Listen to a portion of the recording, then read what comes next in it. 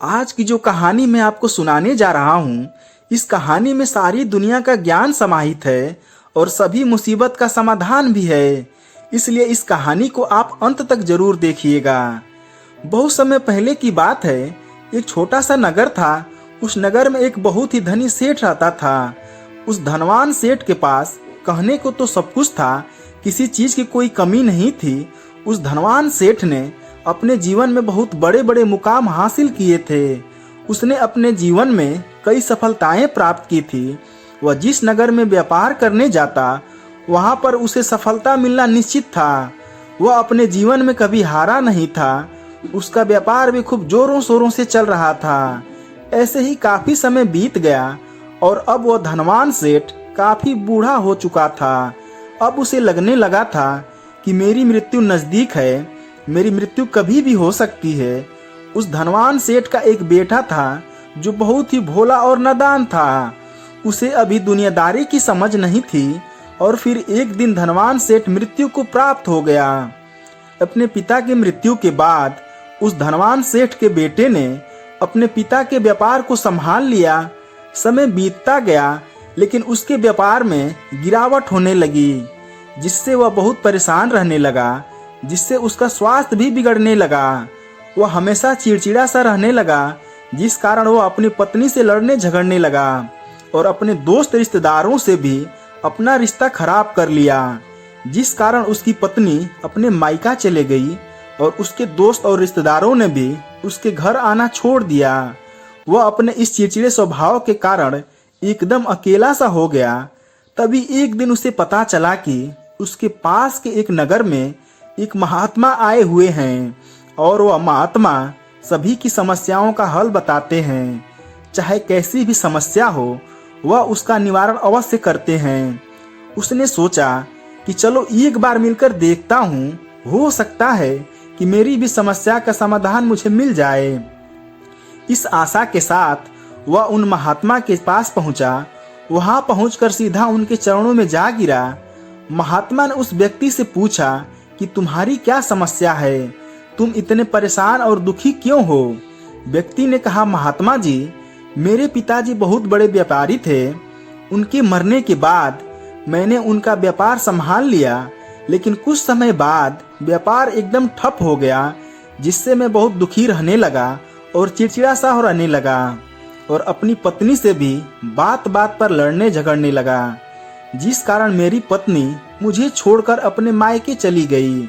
मेरे इस स्वभाव से मेरे मित्रों और रिश्तेदारों ने भी मुझसे दूरी बना ली। आप मुझे कोई ऐसा तरीका बताएं जिससे मैं सब कुछ पहले की तरह ठीक कर दूं और अपना व्यापार अपने पिता के जैसे बढ़ा सकूं। व्यक्ति की बात सुनकर महात्मा जी ने कहा, मैं तुमको 4 ऐसी बातें बताने जा रहा हूं जिसका अनुसरण करके तुम अपना जीवन और व्यापार बेहतर बना सकोगे। पहली बात, सूर्य निकलने से पहले ही तुम दुकान पर पहुंच जाना और सूर्यास्त होने के बाद ही तुम वापस घर आना। इससे तुम्हें दुकान पर अधिक से अधिक समय मिल पाएगा। तुम उस काम को अच्छी तरह से समझ पाओगे, उस काम को अच्छी तरह से कर पाओगे, उस काम को बढ़ाने में तुम अपना दिमाग लगा पाओगे और तुम अपने काम में तरक्की कर पाओगे। आगे महात्मा दूसरी बात बताते हुए कहते हैं कि तुम अपने घर में कुत्ता या बिल्ली पालना शुरू कर दो। जब तुम अपने घर में कुत्ता या बिल्ली पाल लोगे तो यह तुम्हारे घर की चारों ओर से रक्षा करेगा, जिससे तुम्हारी धन दौलत पूरी तरह से सुरक्षित रहेगी और तुम बेफिक्र होकर दुकान पर मन लगा सकोगे, बेफिक्र होकर दुकान के कामों को समझ सकोगे और तरक्की कर पाओगे। और तो और तुम्हारे मन में कभी ये डर नहीं होगा कि कहीं कोई चोर आकर मेरी संपत्ति न चुरा ले। महात्मा तीसरी बात बताते हैं कि जब भी तुम्हें भूख तेजी से लगे तभी तुम्हें भोजन करना चाहिए, ना उसके पहले और ना उसके बाद। अन्यथा यदि तुम्हें भूख न लगी होगी और तुमने भोजन मिल जाए तो तुम उस भोजन की कभी कदर नहीं करोगे। वो रोटी तुम्हें कभी मीठी नहीं लगेगी, फिर चाहे वह भोजन कितना भी स्वादिष्ट क्यों न हो, चाहे भोजन कितना भी लाजवाब क्यों न हो, तुम उसकी कदर कभी नहीं कर पाओगे, तुम उसका सम्मान कभी नहीं कर पाओगे। क्योंकि जब एक व्यक्ति को जोरों की भूख लगी होती है और उस समय पर जब वह भोजन करता है तो वह उसके लिए एक अमृत समान होता है, और वहीं पर जब किसी व्यक्ति को भूख न लगी हो तो और ऐसे समय पर वह भोजन करता है तो वह उसके लिए विष समान होता है। सही तरीके से भोजन करने से तुम्हारा स्वास्थ्य भी सही रहेगा। महात्मा चौथी बात बताते हैं कि अपनी पत्नी को अपने रिश्ते में प्रेम से बांध कर रखो।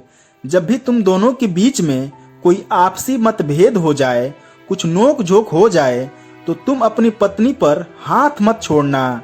जब तक एक स्त्री का पति उसके साथ रिश्ते में बंधा होता है तो वह अपने रिश्तों में बंधी जाती है और वह अपने रिश्तों को पूर्ण तरीके से निभाने का हर मुमकिन प्रयास करती है। और इसी तरह अपने मित्रों और रिश्तेदारों के साथ भी प्रेम पूर्वक रहो। उन्हें अपने रिश्ते में इस तरीके से बांध लो कि वह तुम्हारे साथ झगड़ा और नोक झोंक के बाद भी तुम्हें नुकसान न पहुंचा सके, वह तुम्हारे साथ कुछ गलत ना कर सकें और तुम्हारा फायदा न उठा सकें। अपने रिश्ते को हमेशा बांध कर रखना। अधिकांश लोग अपने जीवन में यही गलतियां करते हैं और अपने नए रिश्तों को कभी समय नहीं देते, जिस कारण उनका रिश्ता उतना मजबूत नहीं हो पाता और इसी कारणवश वह अपने नए रिश्ते से हाथ धो